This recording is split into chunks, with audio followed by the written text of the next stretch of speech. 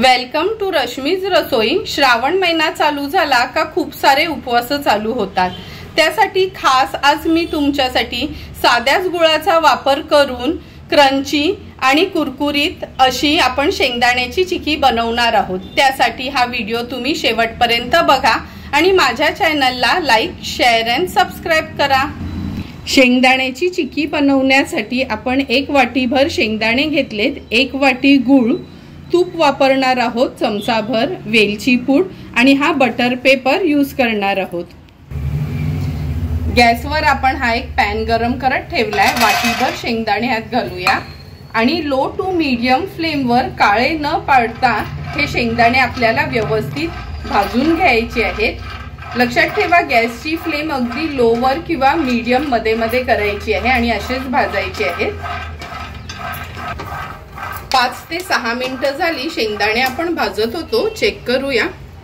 हे बघा अगदी इझिली हाताने त्याची सालं निघतायत आणि अशी आहे ना, हे सालं काढतानाच त्याचे 2 भाग होतात। असे आपण शेंगदाण्यांचे हे सालं काढूया आणि ह्याचे 2-2 भाग करून घेऊया।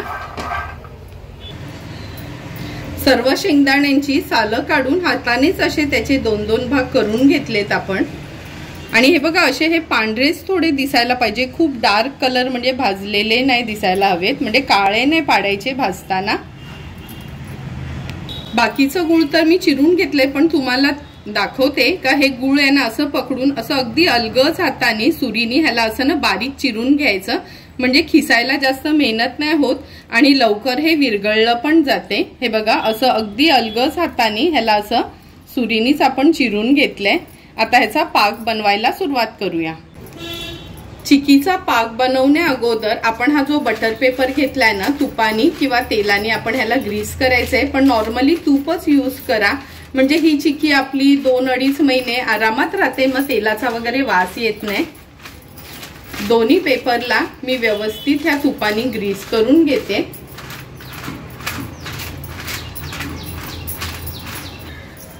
दोन्ही बटर पेपरला व्यवस्थित तुपाने आपण ग्रीस केलंय आणि ही गोष्ट चिक्की बनवायला घ्यायच्या अगोदरच करून घ्यायची आहे, कारण का मग नंतर लगेचच आपल्याला चिक्की ह्याच्यावर थापायची असते।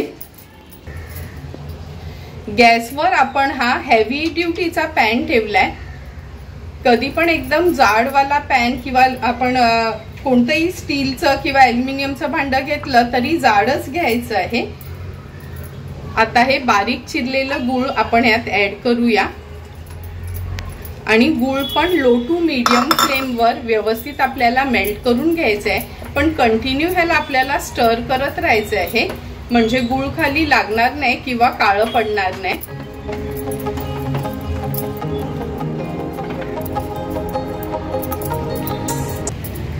गूळ लगेचच आपलं विरघळलं गेलंय, कारण का आपण अगदी बारीक चिरून घेतलेलं त्याला, पण एक 2 ते 3 मिनिटासाठी आपल्याला ह्याला व्यवस्थित शिजवून घ्यायचं आहे, म्हणजे जेव्हा ह्या गुळाला थोडं फेस सुटेल ना तोपर्यंत, पण मोजून 3 मिनिटं तरी आपल्याला हे गूळ शिजवून घ्यायचं आहे। गुळाला तुम्ही बघू शकता हळूहळू छान फेस आलाय। आता हे गूळ आपल्याला चेक करून घ्यायचंय। मी हे पाणी घेतलंय आणि 1 ड्रॉप तरी ह्या पाकातला आपण ह्या पाण्यात घालणार आहोत आणि 1 मिनिटासाठी किंवा अर्ध्या मिनिटासाठी आपल्याला थांबायचंय, पण लक्षात ठेवा हा पाक झाला तरी कंटिन्यू हा आपल्याला स्टर करायचा आहे, खाली लागता कामा नये आणि गॅसची फ्लेम पण आपल्याला अगदी लोच ठेवायची आहे। आता आपण चेक करून घेऊया। हे बघायचे खडे तर झालेत, पण हे हाताने ना असं तुटलं, म्हणजे थोडंसं चिकटपणाच आहे त्याला, म्हणजे याचा गोळा होतोय, त्यामुळे आणखीन हा पाक आपल्याला थोडा शिजवायचा आहे।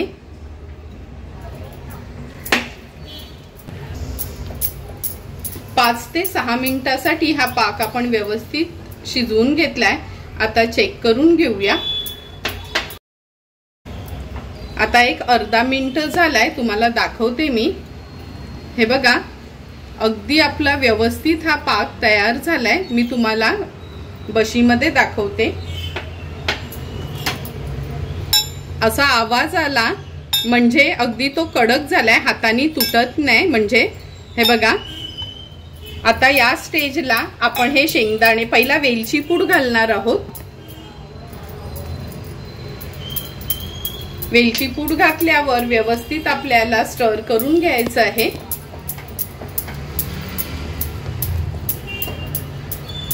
आणि आता या स्टेजला आपण हे शेंगदाणे घालणार आहोत। यात शेंगदाणे घातले की गॅसची फ्लेम आपल्याला स्विच ऑफ करायची आहे आणि या गरम पाकातच आपल्याला हे व्यवस्थित मिक्स करून घ्यायचे आहे। व्यवस्थित मिक्स करून झालेत। आता लगेचच हा पॅन मी खाली उतरवून घेते। आता हे चिकीचं सारण आहे ते आपण ह्या ताटावर, त्याच्यावर आपण बटर पेपर ठेवलाय। तुम्ही डायरेक्ट ओट्यावर देखील ठेवू शकता आणि बटर पेपर नसेल, प्लास्टिकची शीट असली तुमच्याकडे तरी ती पण वापरू शकता। फक्त तूप लावून घ्या, ते गरजेचं आहे। आणि ही प्रोसिजर करताना थोडं हातघाईवरच करायची आहे। आता ह्याला आपण व्यवस्थित पसरवून घेऊया। जेवढं पसरवता येईल तेवढं पसरवून घ्यायचं आहे आपल्याला।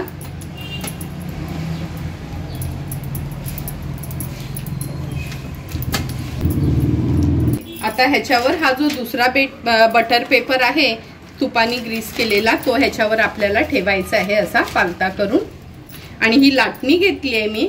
लाटणाने जेवढं आपल्याला पातळ करता येईल, जाड पातळ आपल्याला कशी चिकी आवडते ना त्या प्रमाणात आपल्याला लाटणाने ही व्यवस्थित करून घ्यायची आहे।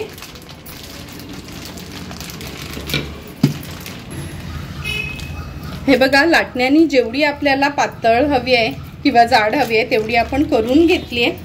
अगदी अर्ध्या मिनिटासाठीच थांबायचं आहे। अर्धा मिनिट झालाय। अगदी अलगद हाताने आपल्याला हा वरचा बटर पेपर काढून घ्यायचा आहे, म्हणजे सोडवून घ्यायचा आहे।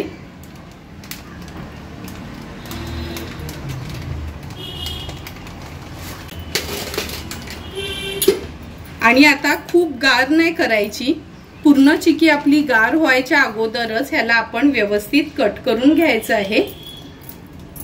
मी हा पिझ्झा कटर घेतलाय, तुम्ही सुरीने देखील हा कट करू शकता। लहान मोठे जसे आपल्याला ह्याचे पीसेस हवेत तसं आपल्याला हे कट करून घ्यायचे आहेत। पूर्ण चिकी मी अशी दोन्ही बाजूनी चौकोनी किंवा रेक्टँग्युलर जसे होतील तसे आपण हे पीसेस कट करून घेऊया। आडवा पण हा कटर पकडलाय आणि आडव्या ह्यानी पण मी ह्याला कट करून घेते। फक्त थोडं गरम असतानाच आपल्याला लगेच हे कट करायचंय, कारण का एकदा जर तो पाक घट्ट झाला तर आपण ही चिकी कट नाही करू शकत, किंवा कट केली तरी खूप म्हणजे असं त्रास होतो कट करायला। पूर्ण चिकीला आता आपले हे कट मारून झालेत। आता ही अगदी हलकीशी गार झाली का लगेचच आपण ही चिकी बटर पेपर वरना सोडून घेणार आहोत। हलकीशी ही आपली चिकी थोडी गार झाली आहे, आपण ह्याला मोकळी करून घेऊया। हे बघा, सुंदर अशी आपली ही शेंगदाण्याची चिकी रेडी झाली आहे। अशाच पद्धतीने सर्व चिकी ही मी मोकळी करून घेते आणि एका प्लेटमध्ये काढून घेते।